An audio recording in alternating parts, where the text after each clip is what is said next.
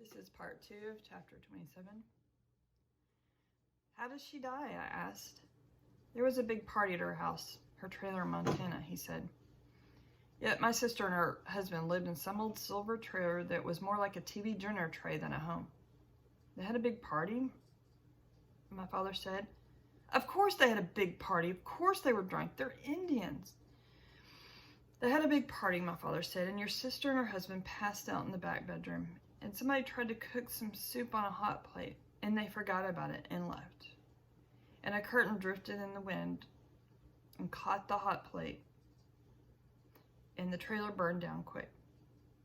I swear to you that I could hear my sister screaming. The police say your sister never even woke up, my father said. She was way too drunk.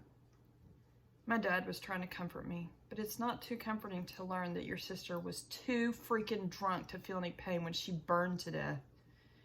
And for some reason, that thought made me laugh even harder. I was laughing so hard that I threw up a little bit in my mouth. I spit out a little piece of cantaloupe, which was weird because I don't like cantaloupe. I've hated cantaloupe ever since I was a kid. I couldn't remember the last time I'd eaten that evil fruit. And then I remembered that my sister had always loved cantaloupe. Ain't that weird? It was so freaky that I laughed even harder than I'd already been laughing. I started pounding the dashboard and stomping on the floor. I was going absolutely insane with laughter. My dad didn't say a word. He just stared straight ahead and drove home. I laughed the whole way. Well, I laughed until we were about halfway home, and then I fell asleep. Snap, just like that. Things had gotten so intense, so painful, that my body just checked out. Yet my mind and soul, heart had a quick meeting and voted to shut down for a few repairs. And guess what? I dreamed about cantaloupe. Well, I dreamed about a school picnic I went to way back when I was 7 years old. There were hot dogs and hamburgers and soda and pop and potato chips and watermelon and cantaloupe. I ate like 7 pieces of cantaloupe. My hands and face were way sticky and sweet. I'd eaten so much cantaloupe that I'd turned into a cantaloupe. Well, I finished my lunch and I ran around the playground laughing and screaming when I felt this tickle on my cheek. I reached up to scratch my face and squished the wasp that had been sucking sugar off my cheek. Have you ever been stung in the face? Well, I have, and that's why I hate cantaloupe. So I woke up from this dream, this nightmare, just as my dad drove the cart to our house. We're here, he said. My sister is dead, I said. Yes. I was hoping I dreamed that, I said. Me too. I dreamed about that time I got stung by a wasp, I said. I remember that, Dad said. We had to take you to the hospital. I thought I was going to die. We were scared too. My dad started to cry, not big tears, just little ones. He breathed deep and tried to stop them. I guess he wanted to be strong in front of his son, but it didn't work. He kept crying. I didn't cry. I reached out, wiped the tears off my father's face, and tasted them. Salty. I love you, he said. Wow, he hardly ever said that to me. I love you too, I said. Never said that to him. We walked in the house. My mom was curled into a ball on the couch. There were like 25 or 30 cousins there, all eating our food. Somebody dies and people eat your food. Funny how that works. Mom, I said. Oh, Junior, she said, pulled me onto the couch with her. I'm sorry, Mom. I'm sorry. Don't leave me. She said, just don't ever leave me. She was freaking out, but who could blame her? She'd lost her mother and her daughter in just a few months. Whoever recovers from a thing like that, whoever gets better. I knew that my mother was now broken and that she'd always be broken. Don't you ever drink, my mother said to me. She slapped me once, twice, 3 times. She slapped me hard. Promise me you'll never drink. Okay, I promise, I said. Couldn't believe it. My sister killed herself with booze and I was the one getting slapped. Where was Leo Tolstoy when I needed him? I kept wishing he'd show up so my mother could slap him instead. Well, my mother quit slapping me. Thank God, but she held on to me for hours, held on to me like I was a baby, and she kept crying. So many tears. My clothes and hair were soaked with tears. It was like my mother had given me a grief shower, you know? She'd baptized me with her pain. Of course, it was way too weird to watch. So all of my cousins left. My dad went into his bedroom. It was just my mother and me, just her tears and me. But I didn't cry. I just hugged my mother back and wanted all of it to be over. I wanted to fall asleep again and dream about killer wasps. Yeah, I figured any nightmare would be better than the reality. And then it was over. My mother fell asleep and let me go.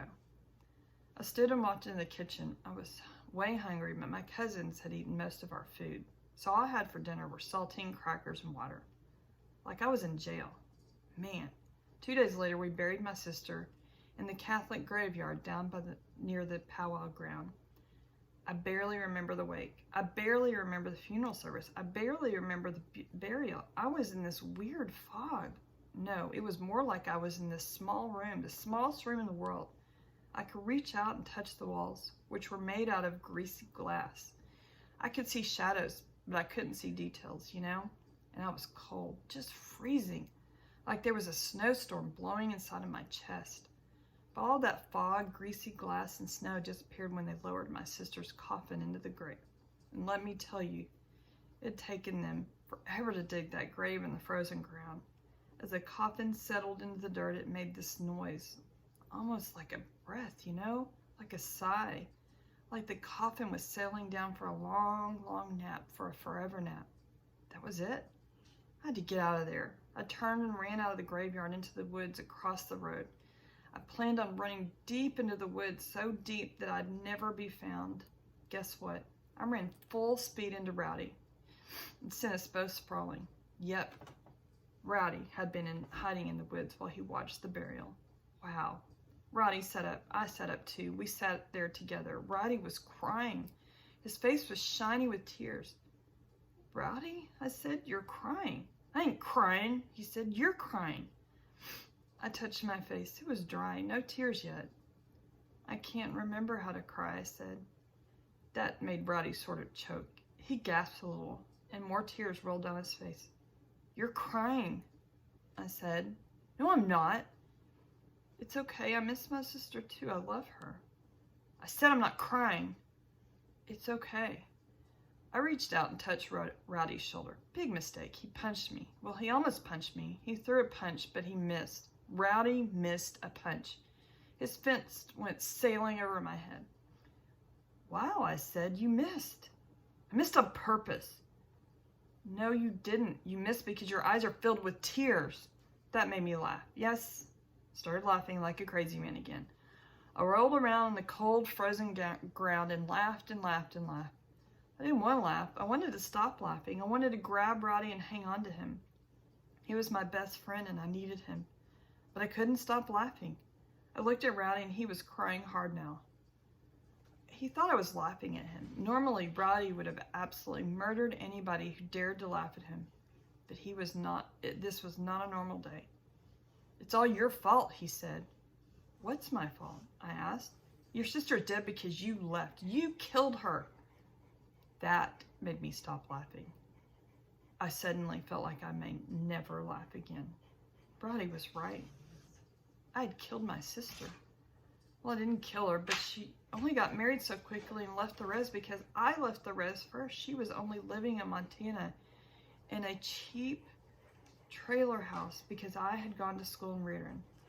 She had burned to death because I decided that I wanted to spend my life with white people. It was my fault.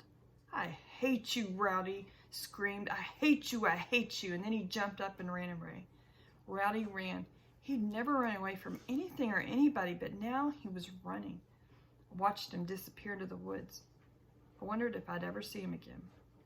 The next morning I went to school. I didn't know what else to do. I didn't want to sit home all day and talk to a million cousins.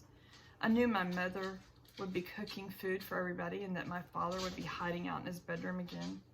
I knew that everybody would tell stories about Mary, and the whole time I'd be thinking, yeah, but have you ever heard a story about how I killed my sister when I left the res? And the whole time everybody would be drinking booze and getting drunk and stupid and sad and mean. Yeah, that just doesn't make sense. How do we honor the drunken death of a young married couple? Hey, let's get drunk.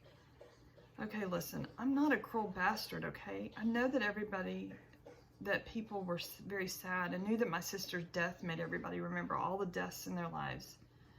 I know that death is never added to death, it multiplies. But still, I couldn't stay and watch all those people get drunk.